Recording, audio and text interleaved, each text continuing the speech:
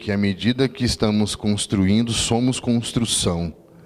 Muitas vezes achamos que estamos construindo algo para Deus, mas é Deus que está construindo algo em nós. Então é essa a relação que eu queria trabalhar com os irmãos sobre 3 pilares fundamentais da fé cristã, que alguns chamam de virtudes teologais, mas são 3 pilares que sustentam essa estrutura de crescimento, de construção. Quando você começa a olhar esses pilares fundamentais da vida cristã, você começa a organizar esses pilares na linha da vida, na linha do tempo da vida. Por quê? Porque a fé é um princípio extremamente importante para resolver a sua relação com o seu passado. O amor é extremamente importante para resolver a sua relação com o seu presente. E a esperança é extremamente importante para resolver a sua relação com o seu destino. E muitas vezes nós não somos inteiros no tempo presente, porque estamos de alguma maneira mal resolvidos com o nosso passado, que nos deixa sem perspectiva sobre o futuro. E não percebemos que isso não é um problema psicológico, mas teológico. É um problema doutrinário e não afetivo. Estou entendendo? Num tempo em que nós estamos psicologizando o pecado, nós precisamos entender que o maior pecado, o primeiro, o original, que desencadeou o orgulho, foi a incredulidade. Foi um problema de fé. Foi um problema de confiança e de fidelidade. Uma vez que fé, na segunda tradição judaica cristã, que vem da palavra hebraica emuná, não é algo abstrato ou subjetivo, ou uma possibilidade. A palavra emuná vem da palavra básica e concreta de fidelidade. Sobre o que ou quem alguém está. Algo que sustenta alguém ou algo. Então você vê que fé não tem a ver apenas com a crença mitológica, mística, subjetiva, privada, pessoal, que cada um tem a sua e ninguém acredita de fato e se relaciona com nada. Na verdade, a fé ela é muito objetiva, muito concreta, muito confrontadora, porque ela é igual à fidelidade. Ser fiel ao que eu ouvi, ao que eu vi, ao que eu me relaciono, ao termo pactual da aliança que pertenço. Então é muito concreto o fato de que o homem, originalmente, passou a ser incrédulo com relação ao que ouviu de Deus e passou então a ser infiel à pessoa da relação com Deus.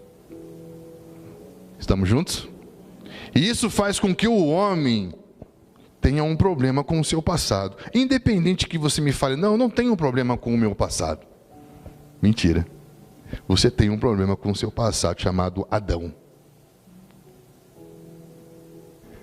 Se você acha que não tem problema no seu passado porque tem um bom casamento, um bom emprego, uma boa casa e um bom filho, você está psicologizando o pecado.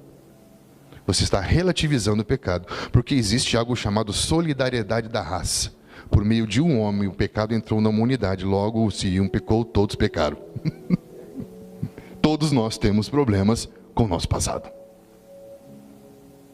Só que nós pensamos apenas nos nossos problemas psicológicos, pessoais, familiares e não existenciais. Existencialmente, todo homem sente saudade de um lugar que nunca foi.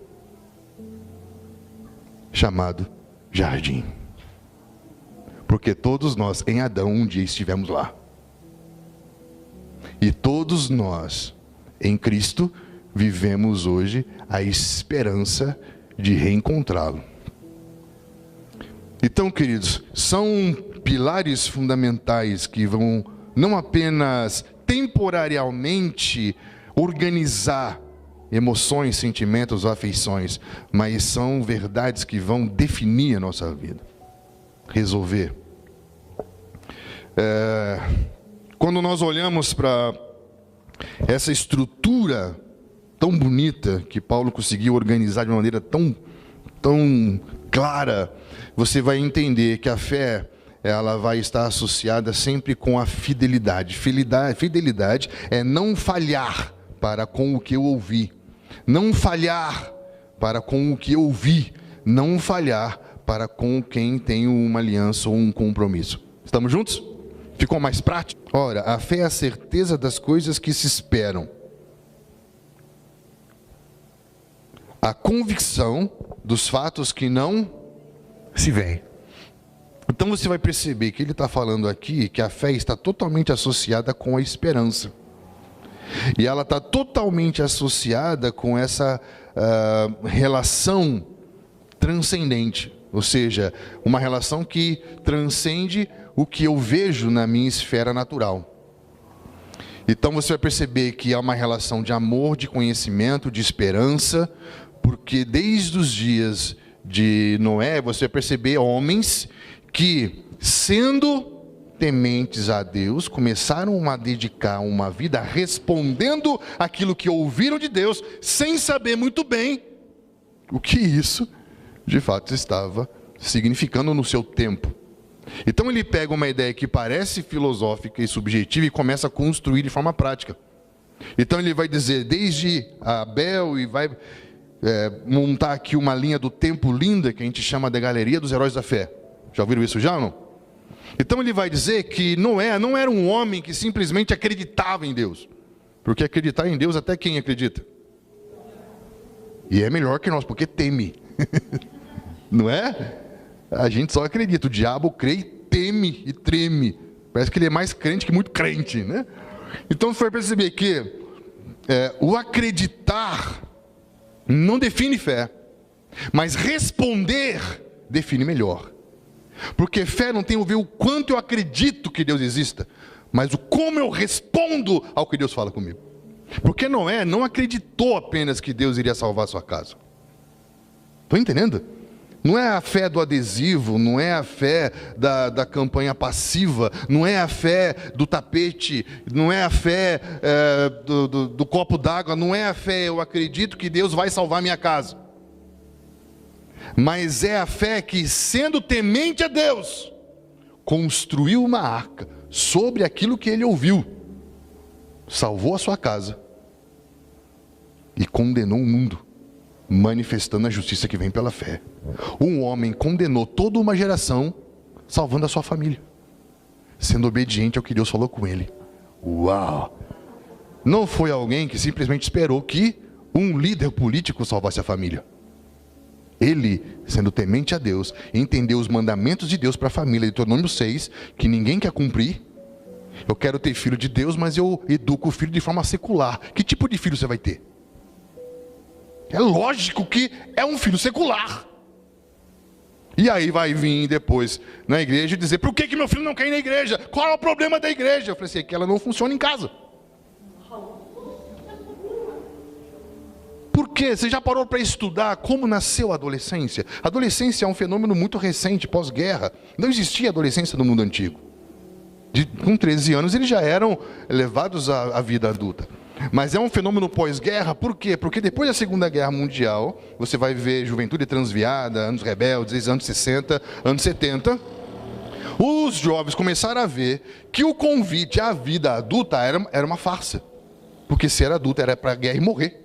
Eu não quero.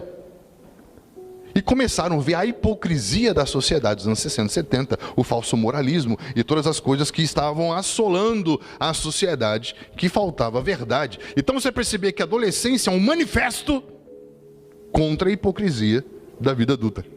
Por isso que nós adultos temos medo de adolescente. E por isso que nós queremos deixar eles trancados no guarda-roupa.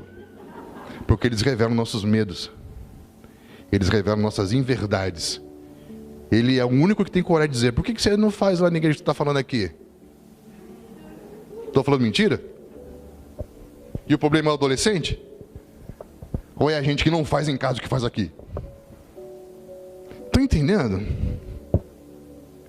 Não é entender o que poderia condenar um templo simplesmente construindo algo que salvasse a sua família.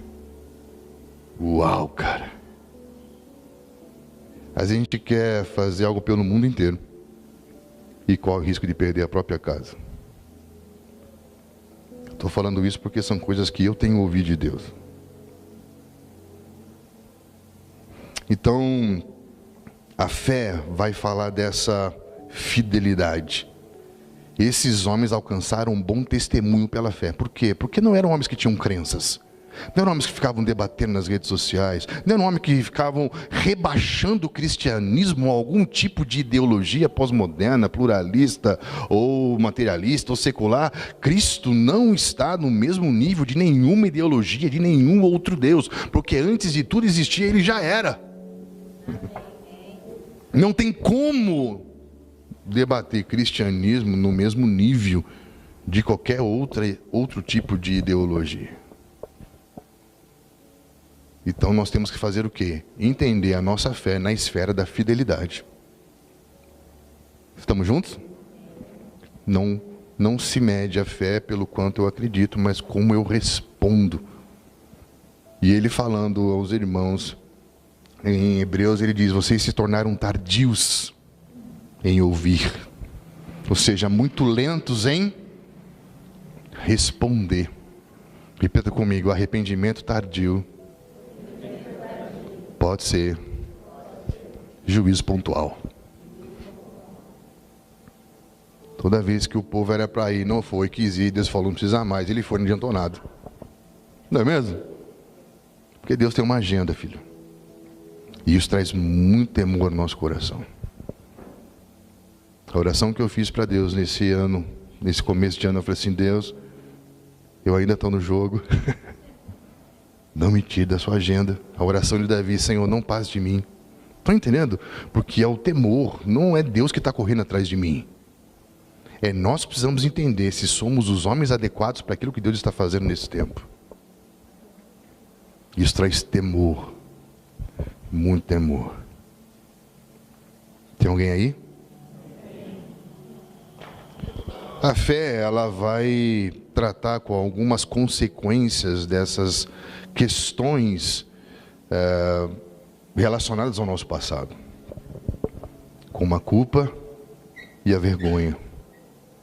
Como o sentimento de condenação e não pertencimento. De indignidade, de inferioridade, né?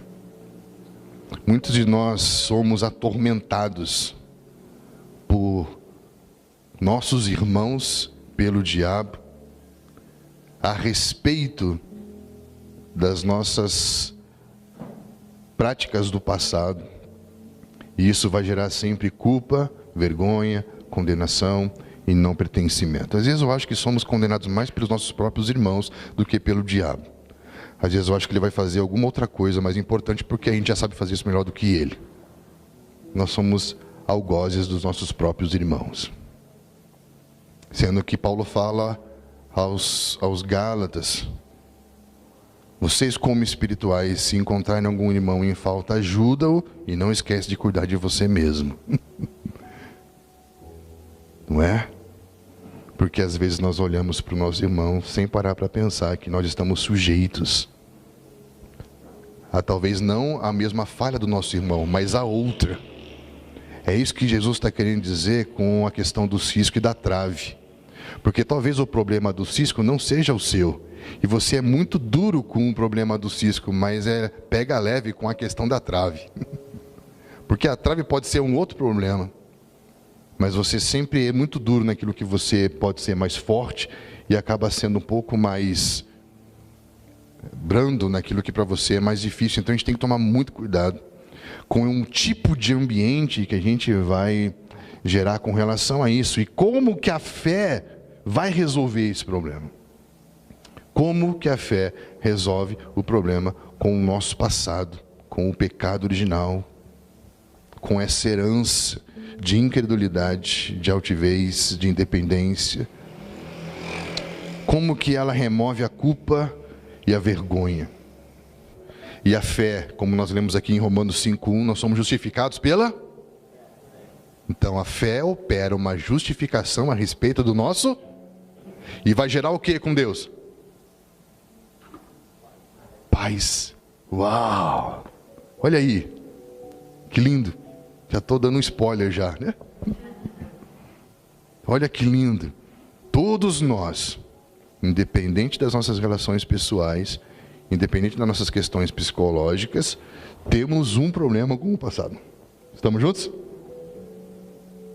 Pode ser um problema muito antigo, Adão, ou uma série de problemas nas suas vivências pessoais, né? Que podem trazer sobre os seus ombros um peso de culpa, de vergonha e de condenação. E aqui diz que pela fé em quem? Em Cristo Jesus. Aqui eu quero chegar num outro ponto.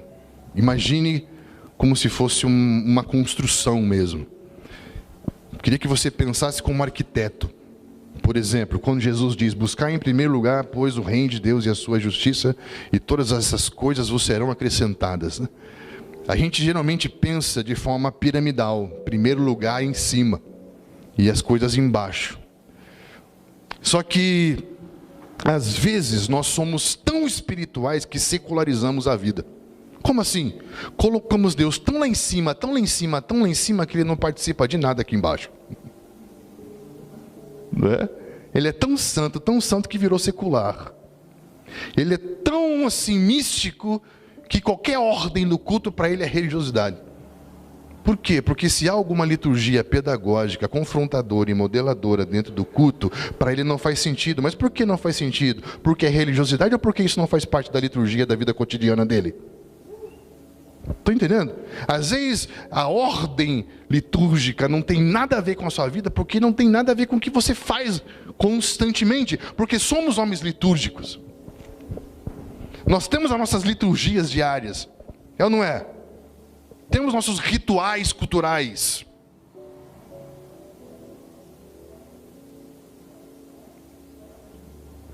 E quando ele fala de buscar em primeiro lugar, ele está falando antes de tudo. Porque se ele for o fundamento que vai estar antes de tudo, tudo que vai acontecer vai ser a partir dele. Eu não vou mais correr o risco de falar, Senhor, abençoe o que eu estou fazendo. Ou Senhor, abençoe o que eu quero fazer. Não, o se eu estou fazendo, eu já estou fazendo a partir dele, porque ele é o fundamento. Porque antes de tudo, é o governo. O que é governo? É o senhorio dele. Não faço nada, não penso nada, não movo nada sem que ele não me tenha dito para fazer. E aí as coisas vão ser acrescentadas a partir desse fundamento. Então olha que interessante. Nós temos 3 pilares. Estamos juntos? Quais são? Esses pilares, eles precisam de um fundamento. Para que você possa perceber algo sendo acrescentado, para que você possa perceber algo sendo edificado, para que você possa perceber algo crescendo. Repita comigo, eu não cresço quando sei mais sobre Deus, mas cresço quando Cristo cresce em mim. Porque se Cristo não cresceu em mim, cresço eu. Se cresço eu, não cresce Cristo. Não estou crescendo. Estou virando só mais um religioso muito chato. Então nós vamos perceber que as coisas só funcionam a partir de um fundamento que já foi posto e permanece para sempre. Qualquer um que colocar outro fundamento ou pregar outro evangelho além desse que já foi posto, que seja maldito, disse Paulo. Isso é sério. Estamos juntos? Então, para que a fé, o amor e a esperança funcione, temos que entender que ela vai funcionar a partir de uma base. São estabelecidos. Essa fé tem uma base. Essa fé é em quem? Cristo. Paulo fala da largura, altura, profundidade e comprimento do amor de quem? Fala que quem está em nós que é a esperança da glória? É Cristo. Então, para que a fé, o amor e a esperança funcione, esses pilares precisam estar sobre um único fundamento. Cristo. Estamos juntos? Ok. Então, o fundamento. É chato falar sobre fundamento, porque fundamento não aparece. Não é? Imagine que você vai construir a sua casa própria. Alguém construiu a própria casa aqui, não? Lembra quando você comprou o terreno? Lembra quando você colocou ali os seus primeiros 30 mil reais, que lançou ali os alicerces, o buraco, os ferrinhos aparecendo? Almoçaram domingo. Fala assim, família, nós vamos ver nossa casa. Aí você vai lá, você, a esposa, os filhos, e param na frente do terreno. A mãe cutuca as crianças e fala, ninguém fala nada. Porque os aparecem. E nós precisamos gastar tempo naquilo que não aparece, porque o que não aparece é o que vai sustentar tudo o que você vai viver, filho. Cristo.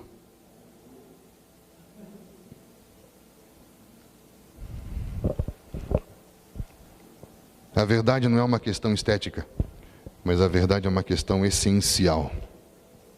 O fundamento é um alicerce sobre o qual se assenta e sustenta toda a estrutura da vida. O fundamento é o princípio sobre o qual se apoia e se desenvolve todas as coisas. Negligenciar o fundamento, nada mais, nada menos do que não se levar a sério. Alguém que não investe em fundamento é alguém que está me dizendo, eu não me levo a sério. É subestimar as consequências da sua própria irresponsabilidade. O fundamento é um princípio justificador, porque ele vai justificar. Ele é a essência causadora que determina a finalidade da ação, o porquê que eu estou fazendo as coisas que eu estou fazendo. É por causa desse fundamento, é por causa dessa verdade. Esse é o porquê, esse é o para quê, esse é o para quem. Então as coisas que fazemos e que falamos precisam ter um fundamento. Nós não podemos fazer coisas aleatoriamente, não podemos ser reativos à vida ou ao ministério ou aos problemas. Precisamos ser alguém que está antecipando isso, porque ele está lançando as bases de toda uma vida. Estamos juntos? As chuvas virão sobre todos. E nós vimos aí, ultimamente, quanta tragédia. Porque as chuvas revelaram fundamentos, ou a falta deles. Um dia, a conta da nossa negligência vai bater na nossa porta. Seja os nossos filhos, seja nosso casamento, seja nossas finanças, seja um dia a falta de lançar fundamentos e bases que vão sustentar a sua vida, um dia a conta disso chega. Algumas dessas contas nesses últimos meses chegaram para mim e não foi nada legal.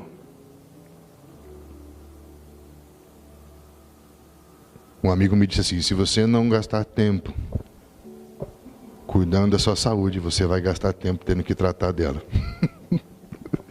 Eu falei assim, obrigado. Pena que ele falou isso depois que eu já fiquei alguns dias internado no hospital. Mas enfim.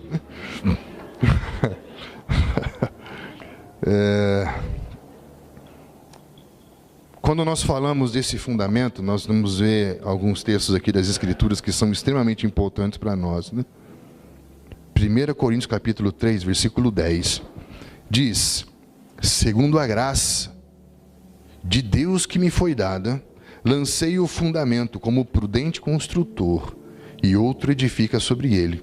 Porém, cada um veja como edifica, porque ninguém pode lançar outro fundamento além do que já foi posto, o qual é, repita comigo, o fundamento já foi posto. É Cristo.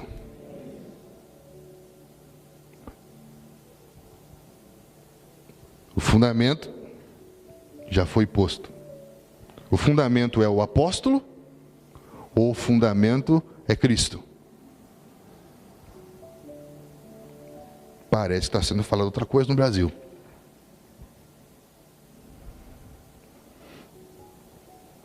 Pedro 2,4 diz, chegando-vos a Ele, Cristo, a pedra que vive, rejeitada, sim pelos homens, mas para com Deus eleita e preciosa, também vós, como pedras que vivem, sois edificados casa espiritual para ser de sacerdócio santo. a fim de oferecer sacrifícios espirituais agradáveis a Deus por intermédio de Jesus Cristo. Então ele está dizendo que nós chegamos a Ele, a pedra que vive. O que é essa pedra que vive? Pedro vai explicar isso em Efésios,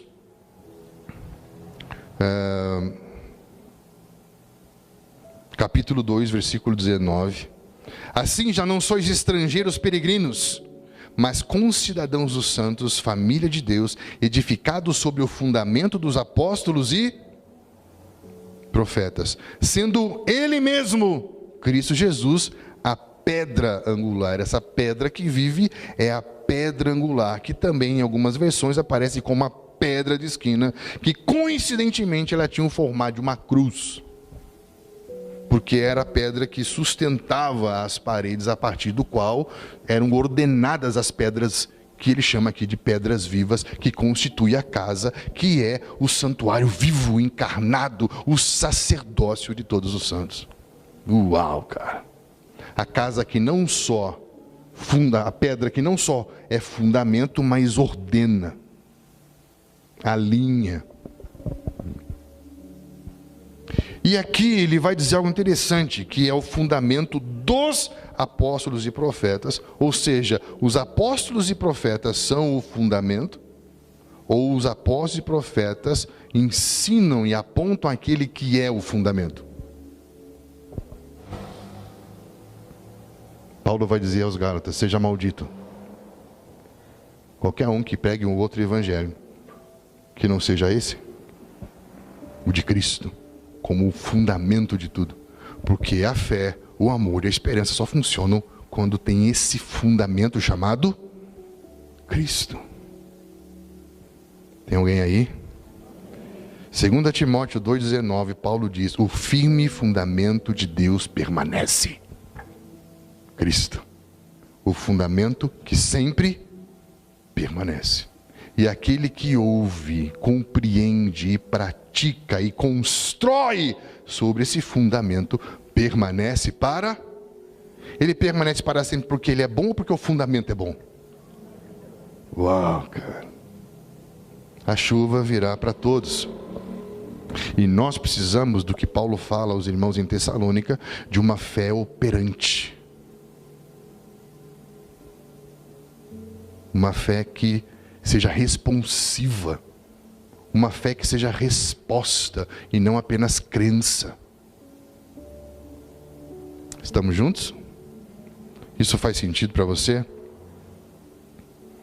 Por isso que você vai olhar para as Escrituras e você vai ver Hebreus capítulo 11, por exemplo, que Abraão, quando chamado, obedeceu, a fim de ir a um lugar que devia receber por herança. Partiu sem saber para onde ia. Pela fé, peregrinou na terra da promessa, como uma terra alheia, habitando em tendas com Isaque e Jacó, herdeiro com ele da mesma promessa, porque aguardava a cidade que tem fundamentos, da qual o arquiteto, o edificador, é quem? Quem é o cabeça da igreja? Quem está edificando a igreja? Quem é o fundamento da igreja? Então, quem que tem que ser a base de tudo o que pensamos e falamos sobre a igreja? Então, quando vamos tratar desse fundamento, é muito importante que esse fundamento esteja claro, que é confiar em Jesus.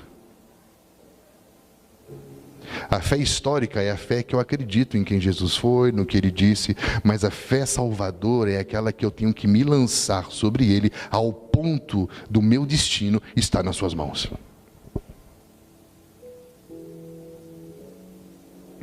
Quando nós começamos a perceber essa construção, repita comigo, 3 pilares, um fundamento. Toda essa estrutura precisa afetar um ponto, que eu chamo o centro da vida, chamado seu coração. Repita comigo, 3 pilares. Qual o primeiro? E esses 3 pilares estão sobre um, que é quem? Alguém vai pôr? Ou já foi posto? Vai ruir ou permanece? Ok, estamos juntos? E essa estrutura, ela precisa agora afetar o centro da vida, que é o nosso coração. Olha que interessante, quando você vai falar sobre desenvolvimento da vida cristã, ou sobre maturidade cristã, ou sobre o crescimento espiritual, Provérbios capítulo 4, versículo 22, fala sobre tudo que se deve guardar, proteger. Guarde o seu, porque dele procede as fontes, as saídas da vida. As saídas, a fonte, o centro da vida. E a gente tem uma tendência a pensar de forma muito fragmentada, muito separada. Quando você vai olhar para a poesia bíblica, existem muitos textos que vão falar isso, né? Isso se chama paralelismo poético, né? Minha alma engrandece ao Senhor, meu espírito se alegra em Deus, meu Salvador. Ela pode, nessa poesia, estar querendo dizer a mesma coisa. O centro do meu ser, a essência central do meu ser, te louva, te exalta. Por que eu estou fazendo isso? Para tentar, de alguma maneira, trazer o nosso olhar para um lugar, e não vários lugares. Estão entendendo? E tentando olhar para o centro da vida como alvo do Evangelho. Que o Evangelho tem que acertar essa fonte. Porque é essa fonte que estava entulhada na alma da mulher samaritana. Ele fala do seu interior, vai fluir. Ou seja, tem algum problema com a sua fonte, que é o centro da vida. Porque olha o que Jesus vai falar em Mateus capítulo 7, versículo 21. Porque de dentro do coração dos homens, repita comigo, de dentro, é como se estivesse dizendo, do centro da vida do homem, é que procedem os maus desígnios, que tem a ver com desejo, prostituição, furtos, homicídios. Isso aqui são ações. Os adultérios, a avareza, as malícias, o dolo, a lascívia, a inveja, a blasfêmia, a soberba, a loucura. Todos esses, se eu não me engano, 13 males, vêm de dentro e contaminam o homem. Olha que interessante, ele está falando aqui que é a droga que ele consome que contamina ele? Não, mas é a maldade que está no coração dele, que faz com que ele se contamine com aquilo que ele consome. Estão entendendo? Então, o que eu acho sensacional é que Jesus sempre vai direto ao ponto. Ele não faz rodeio. Ele vai direto ao ponto, e o ponto se chama coração. Tem alguém aí? Então, existem muitos outros textos que vão falar sobre isso, sobre essa centralidade do ser, do coração.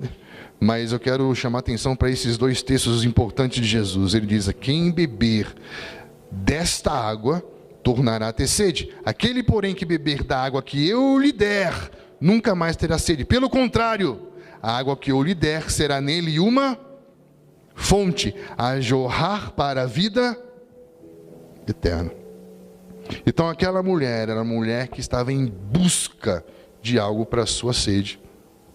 E ele vai dizer para aquela mulher: a água que eu lhe der não só mata a sua sede, mas faz de você uma fonte. Uau! Por que água viva? Porque é uma água que nunca para de jorrar.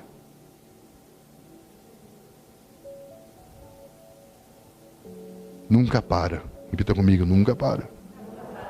Por quê? Porque ela nasce no baixo do trono de Deus, passa pelo Cordeiro e vem até nós. Uau! Então, esse é o que Paulo vai chamar, né? Quando ele vai escrever ali aos irmãos em Tessalônica. Não sei se você prestou atenção nesse detalhe. Eu quero voltar aqui para chamar a atenção para esse detalhe.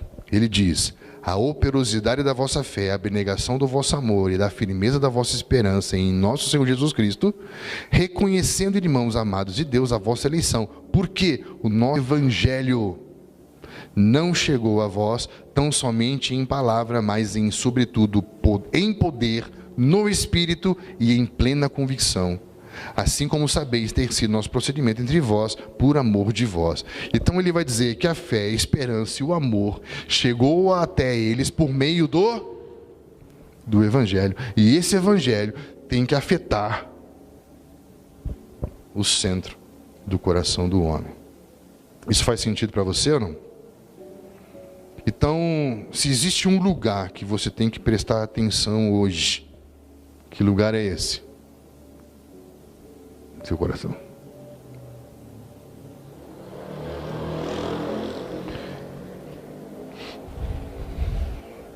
Aqui nós vamos ver a diferença entre o evangelicalismo nominal ou a religião de caráter cultural, como acontece muito na Europa, e já está começando a chegar no Brasil isso, né?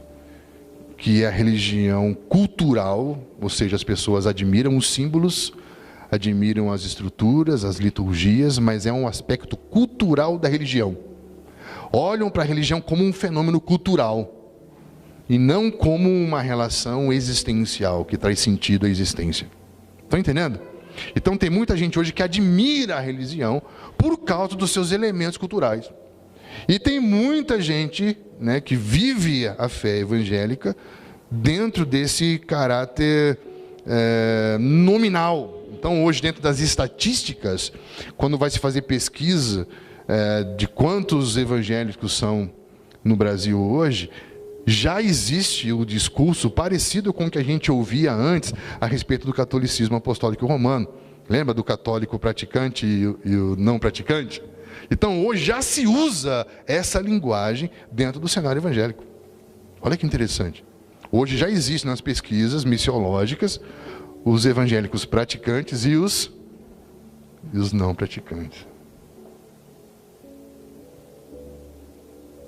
80% dos jovens, quando vão para a faculdade, se desviam. Uma pesquisa feita pela uma faculdade nos Estados Unidos a respeito da Igreja Batista do Sul, chegaram à conclusão que talvez 50% dos irmãos não sejam crentes. Não tenham uma fé operante. Não tenham essa fé que a gente está falando aqui hoje, por causa de uma vida totalmente secularizada, adaptada, adequada, relativizada, humanizada, né? Então, queridos, nós estamos vivendo dias em que precisamos traçar uma estrutura funcional para a nossa vida. Um fundamento, seus valores, seus pilares e o alvo disso. É aqui. Por que vivemos um dilema tão grande entre o que sabemos e o que fazemos? Porque talvez o que fazemos ainda não tenha descido para esse lugar, para esse centro da vida. Porque talvez Deus não tenha ainda operado dentro de nós o querer fazer. E o saber fica meio que desconexo desse lugar central da vida. Dentro dessa estrutura do homem interior, Paulo vai dizer que é possível ser construído o que ele chama de fortalezas contra o conhecimento de Deus. A conclusão que eu quero que você saia daqui com duas imagens.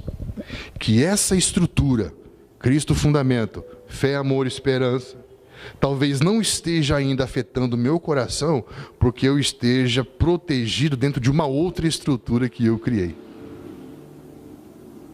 Porque todos nós estamos procurando por um refúgio. Todos nós estamos procurando por uma fortaleza, socorro bem presente na hora da angústia. A questão é a quem você está recorrendo. A comida, ao dinheiro, ao entretenimento, à família, ao trabalho ou a Deus. Todos nós temos aqui o nosso castelo interior. Só que para alguns é um lugar de reino de Deus e para outros é uma prisão. Os dois são bem seguros. Às vezes estamos tão seguros que não percebemos que estamos presos.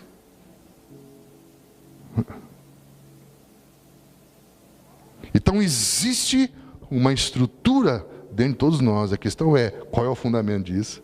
Quais são os pilares disso? Isso é sustentável? Isso é para sempre? Ou estamos em perigo? Ou minha família está em perigo? Ou os meus filhos estão em perigo? Nós temos que sair aqui pensando. Todos nós estamos construindo alguma coisa na nossa vida. A questão é o quê? Para quem será? E se é sustentável? Se isso é para sempre? Estamos seguros? 2 Coríntios capítulo 10, versículo 4, eu quero encerrar com esse pensamento.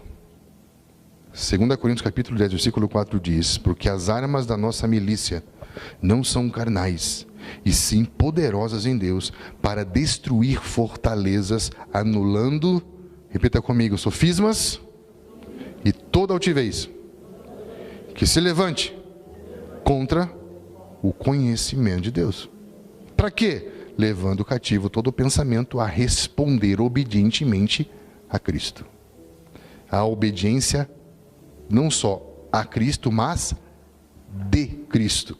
Não só a Cristo, mas como Cristo também, reverentemente, respondeu a Deus. O que ele está dizendo aqui? É muito interessante você olhar para esse contexto depois, porque Paulo estava sofrendo uma perseguição por estar falando dos apóstolos do seu tempo. Haviam os apóstolos itinerantes que tinham suas bolsas de dinheiro e que pregavam pelas regiões. Então havia um movimento judaizante e todos esses homens andavam com suas cartas de recomendação. E eles começaram a, de alguma maneira, tentar afetar a reputação de Paulo, para que Paulo não tivesse mais tanta influência na própria comunidade de fé que ele havia fundado. Olha que loucura. E ele fala, eu rogo pelas misericórdias, ou seja, eu rogo pela compaixão, Deus me deixa ficar no Espírito. Quando ele fala, as minhas armas não são carnais, o que ele está querendo dizer? Eu não vou levar para o lado pessoal, eu não vou sair na mão com vocês, mas as minhas armas são espirituais. Para quê? Para desconstruir essas estruturas que vocês construíram no ser interior de vocês, que se levantaram contra o conhecimento do próprio Deus. E essas estruturas foram levantadas sobre dois pilares. Ela é bem mais frágil. Sofisma são enganos, ou são meias verdades, ou aquela mentira que você ouve há tanto tempo que você começa a acreditar nela. É a mentira que é falada com convicção. Tipo, certamente não morrerás. Está entendendo? Isso é um sofisma. E toda a verdade falada pela metade, ela é falada pela metade porque tem uma intenção por trás dessa verdade, que não é Deus. Estamos juntos? Isso é sofismático. Isso é engano. E como que eu sei que num lugar existe sofisma? Quando nesse lugar existe altivez, quando nesse lugar existem pessoas que se sentem melhores do que as outras, quando existem pessoas que não se relacionam umas com as outras, quando tem pessoas que acreditam na autonomia do indivíduo, na fé privada, na fé pessoal. Por isso que o sofisma está sempre associado com a altivez. Primeiro o homem foi pego na sua incredulidade, em não confiar. Ele acreditava em Deus, mas não confiou em Deus. E ele acreditou que existia algo que Deus não havia lhe dado. Satanás inventou a mentira da necessidade para aquilo que Deus chamou de provação. O que para Deus é uma prova, para a gente que não conhece Deus é necessidade.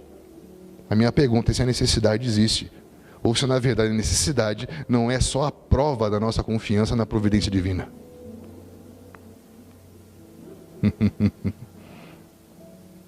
Jesus teve fome. Satanás fala, você tem uma necessidade. Ele fala, Deus não falou isso para mim. Satanás foi embora, os anjos trouxeram o pão para ele. Eu pergunto, ele tinha necessidade ou ele foi provado na sua...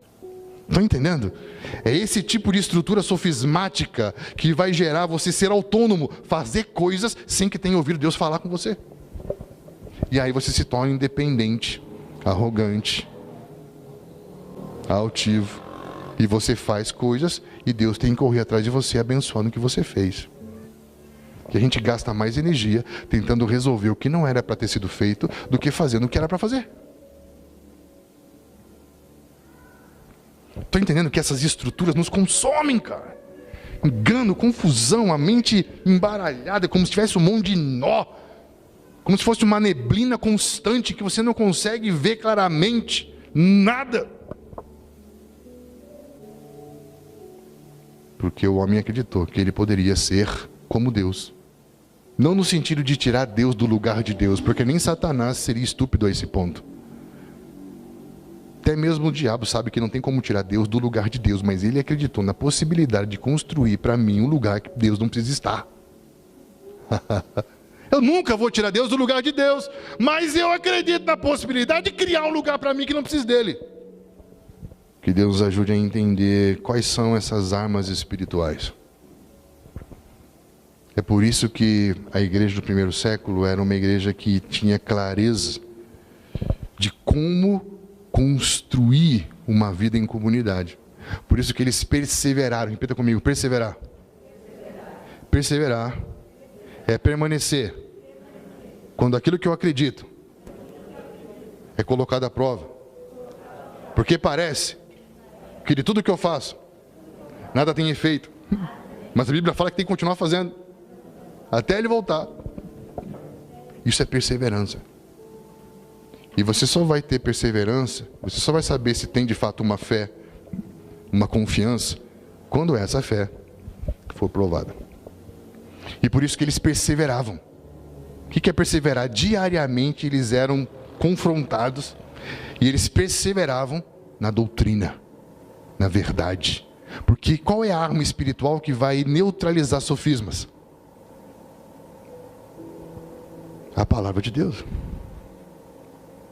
Se você for para Lucas capítulo 4, tem um momento muito interessante na vida de Jesus, que eu vejo que é um momento do prático. Sabe quando você faz o teórico e depois faz o prático? Em Lucas capítulo 24, ele tem como se fosse o prático do teórico, né? E ele está andando na estrada de Emaús. Lembra dessa história? E aqueles discípulos disseram assim, nós achávamos que fosse ele. E ele diz, tolos, demorais a crer no coração em tudo que os profetas disseram. Uau! Demoraram para responder, crendo dentro, em tudo que foi falado. Na lei, nos profetas, nos escritos, tudo falava sobre mim. Uau! Não tem como ler o Pentateuco e não ver Jesus. Não tem como ler os profetas e não ver Jesus. Não tem como ler os Salmos e não ver Jesus, porque tudo é sobre Ele. Ele fala, por que vocês não deixaram isso entrar dentro de vocês? E o texto fala que ele abriu. E eu acho que não foi um abrir assim. Foi um abrir assim. Abriu para eles, como eles nunca viram antes, ao ponto deles falarem um para o outro. Não queimava você enquanto ele falava? Porque a palavra é espírito e vida. Como uma espada que penetra nos intentos mais profundos. O que tem lá mesmo? O centro da vida. O coração. É esse lugar que nós precisamos deixar que o Evangelho, que a palavra de Deus entre. Não apenas para entrar nesse discurso anarquista profético de desconstrução generalizada, mas entender que é um processo de construção, porque ele vai relançar um fundamento, chamado agora o fundamento da sua vida sou eu. E agora a partir da fé em mim, você vai começar a ver crescendo em você fé, amor e esperança. Eu resolvo o seu passado.